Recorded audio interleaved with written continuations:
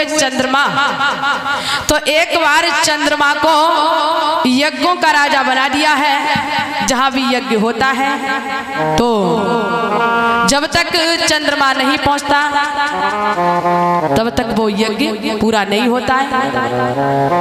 एक दिन बहुत बड़ी यज्ञ चल रही है, जिस यज्ञ में बड़े बड़े राजा महाराजा पहुंचे हैं, उसी यज्ञ में चंद्रमा भी पहुंचा।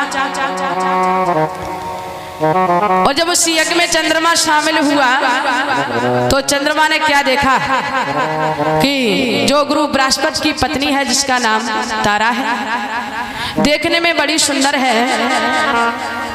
चंद्रमा ने अपने गुरु की पत्नी तारा को देखा तो देख करके मोहित हो गया। अंत में महाराज ये हुआ कि आज उस चंद्रमा ने अपने गुरु की पत्नी तारा का हरण कर लिया। और जब हरण किया है, ये बात सभी देवताओं को पता चली है, तो सभी देवताओं ने जाकर के उसी समय चंद्रमा को बहुत समझाया। चंद्रमा, जो तुम ये काम कर रहे हो, अपने गुरु की पत्नी का आपने हरण कर लिया। आप जानते हैं कि गुरु की पत्नी आपके लिए गुरु के समान है, और आपने तो अपने गुरु की ही पत्नी का हरण कर लिया। ये बहुत बड़ा पाप है। लेकिन चंद्रमा ने किसी की भी बात को नहीं माना। सभी देवताओं ने जाकर के भगवान विष्णु को समझाया है।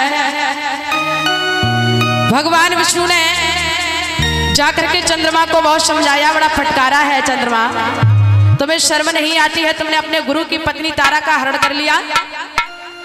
भगवान विष्णु के कहने पर बहुत समझाया भगवान विष्णु ने, बहुत फटकारा चंद्रमा को।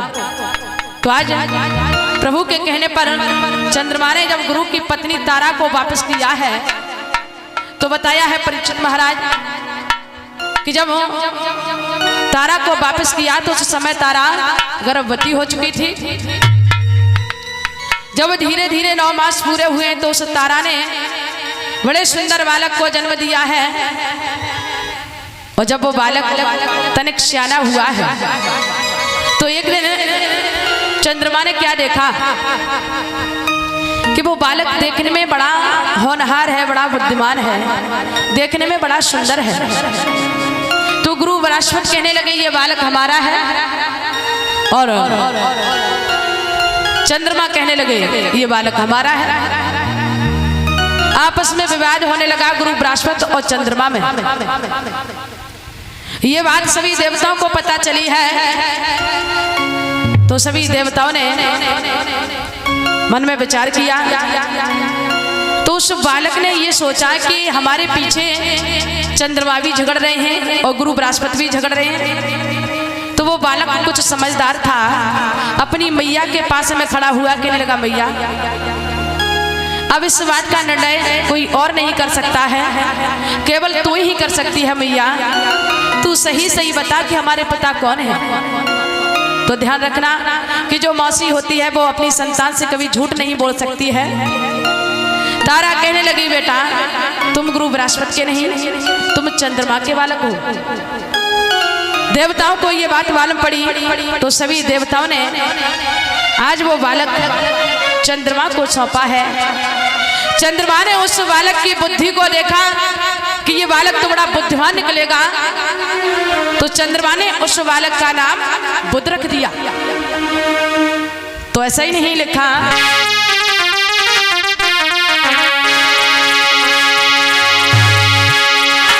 चंद्रमा का लाल समझ करके वो लाल चंद्रमा को सौंप दिया। उसकी बुद्धि को देख आज बुध उसका नाम रख दिया।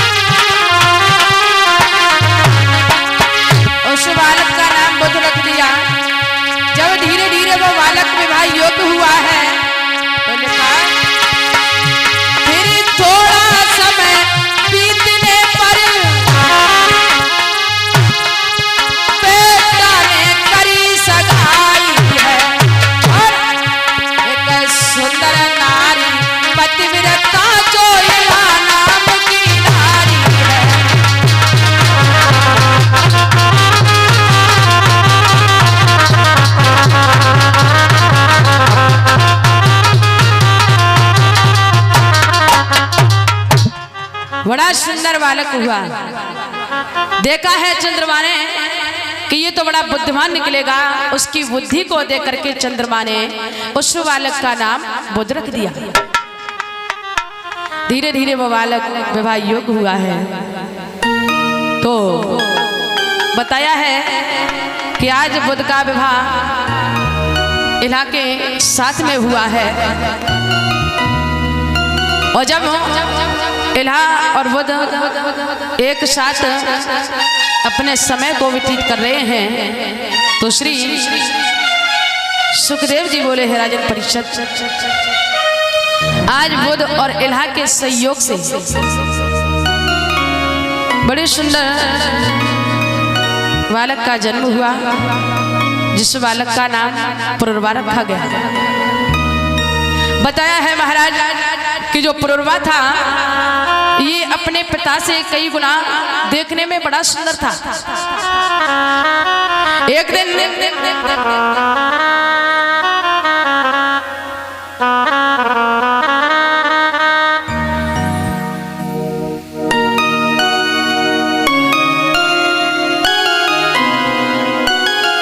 इसी के साथ में ये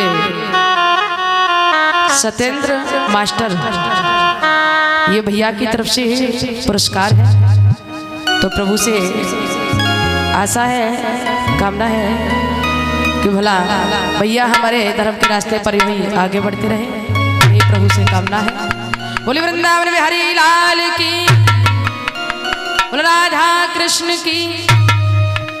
तो श्री सुखदेव जी बोले है राजन परीक्षित, एक बार इंद्र की सभा लगी हुई है और उसी इंद्र की सभा में देवर्षि बाबा नारद पहुंचे हैं। देवर्षि बाबा नारद इस पुरुरवा की सुंदरता की बड़ाइयां करने लगे।